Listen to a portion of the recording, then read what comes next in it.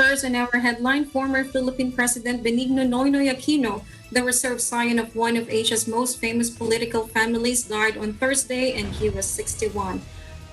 President Aquino, former President Aquino, who was in office from 2010 to 2016, was the only son of the late former President Corazon Aquino and her assassinated husband, Senator Benigno Noynoy Aquino.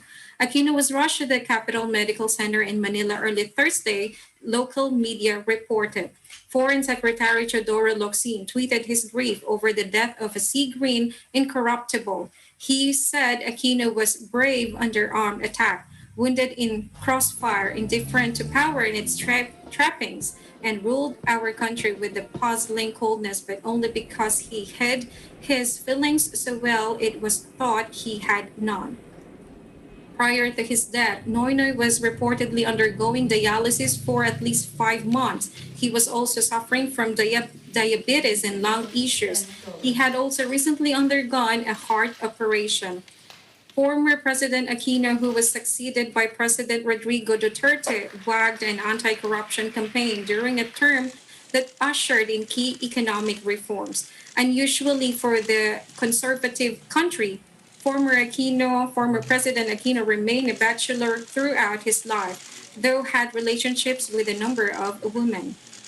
Former President Aquino was born on February 8, 1960, to one of the country's wealthiest land-owning political families. A latecomer to the president race in 2010, he declared his candidacy only after his mother's death from cancer. The previous year had plunged the country into mourning and demonstrated the power of the family name. He made fighting corruption his mantra, capitalizing on his family's clean reputation, and vowed to reduce the poverty afflicting a third of the population. His administration delivered average annual economic growth of just over 6.0%, the highest since the 1970s, handing the country investment grade status, but poverty remained endemic. Former President Aquino, who earned an economics degree from the elite Ateneo de Manila University, was long mocked by opponents as a fortunately surname underachiever with no administrative or business experience. They also said he had little to show for the more than a decade he spent as a congressman and senator. But the chain-smoking Aquino blossomed during the election campaign into a confident public speaker and the nation's leading critic of his predecessor, Gloria Arroyo, who was arrested for corruption after she left office.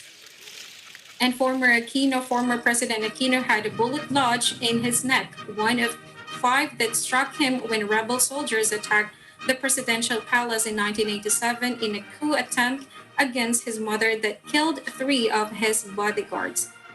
Aquino put the Philippines' long-running dispute with China over competing claims to the South China Sea at the top of his foreign policy agenda. He launched a landmark case with the UN-backed tribunal to challenge Beijing's claims to most of the sea or Southeast Asian nation, which ruled in favor of the Philippines, but Beijing rejected the decision.